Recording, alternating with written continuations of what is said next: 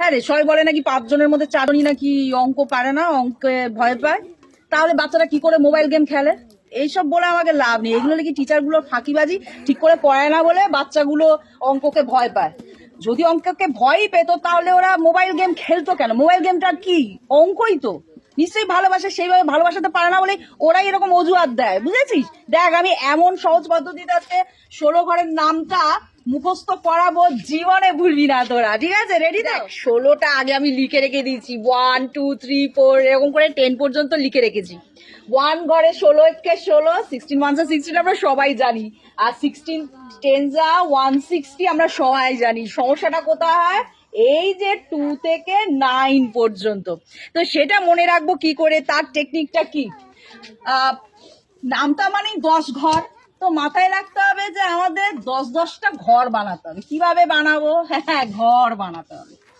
দেখি কিভাবে বানাবো। 1 2 3 4 5, 1 2 3 4 5।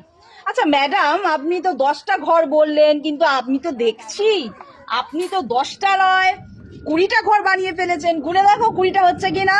একটা চালাকি বার করেছি যাতে শুধু 16 ঘরের নামটা নয়, 8 ঘরের নামটাও শেখা হয়ে যাবে। হ্যাঁ, দেখবে? চলো দেখা। শুরু থেকে তোমাদের নিয়মটা বলি। সবসময় মনে রাখবে যে আমি জোড় সংখ্যা দিয়ে শুরু করব, ইভেন নাম্বার দিয়ে শুরু করব, আর সেই ইভেন নাম্বারটা হবে 8, ঠিক আছে? আর তার থেকে 2 করে সংখ্যা আমরা কমাতে থাকবো, করতে করতে যেই 0 হয়ে যাবে আবার 8 থেকে শুরু করব। চলো শুরু করা যাক। কিন্তু সেই নাম্বারটা হবে এককের দিকে, অর্থাৎ ডান দিক ঘেঁষে লিখবো। 8 6 4 2 0, আবার 8 6 4 2 0, আবার 8 6 4 2 0, আবার 8 6 4 2 0।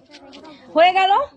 এইবার এইখানে কি বসাবো? এই দিকটা তো হয়ে গেল, এইখানটায় কি বসাবো? মনে রাখবে 16 ঘরের নামতা মানে সেখানে 4 রয়েছে।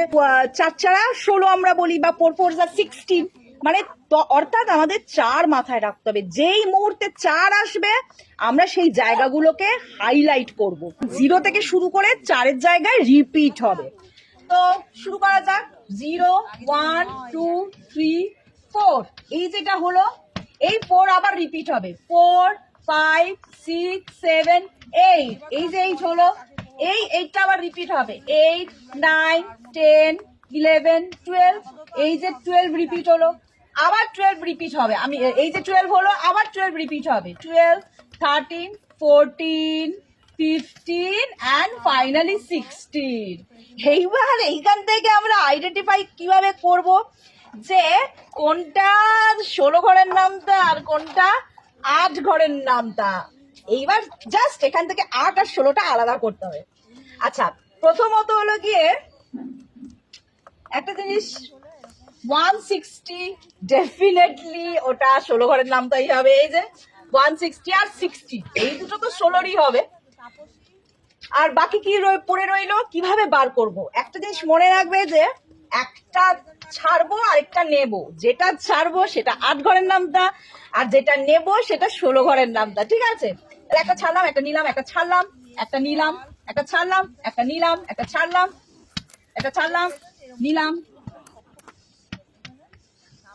ছাড়লাম, নিলাম। একবার নাম্বার গুলো ফেলি, তাহলে ক্লিয়ার হবে যে কোনটা 16 ঘরের নামটা আর কিভাবে 8 ঘরের নামটা হচ্ছে। তাহলে চলো তোমাদের কনফিউশনটা মিটিয়ে দিই। ঠিক আছে? বেগুনি গুলো একটা ছেড়ে একটা নিতে বলেছি, তো বেগুনি গুলো কালার গুলো সবই 16 ঘরের নামটা। তো দেখো হচ্ছে কিনা।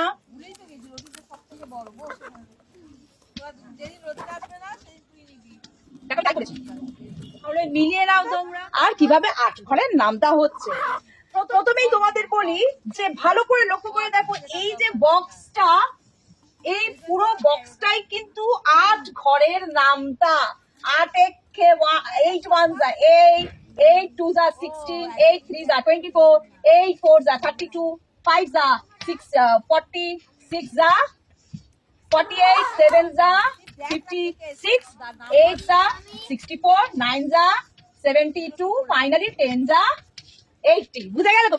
অর্থাৎ প্রথম বাক্সটা পুরোপুরি 8 ঘরের নামতা হলো, তার মধ্যে কিছু কিছু 16 ঘরের নামতাও লুকিয়ে রয়েছে। বলি তোমাদের ব্যাপারটা একটু বোঝো। 16 মানে কি? 16 মানে হলো গিয়ে 8 গুণ 2, তার মানে 16 ঘরের নামতার মধ্যে 8 নামতা কিন্তু লুকিয়ে থাকবে, আবার 16 ঘরও থাকবে, মানে অর্থাৎ 16 নামতার মধ্যে 8 তো থাকবে। তার মানে কি পরের বক্সটা কি 8 ঘরের নামতা হচ্ছে না?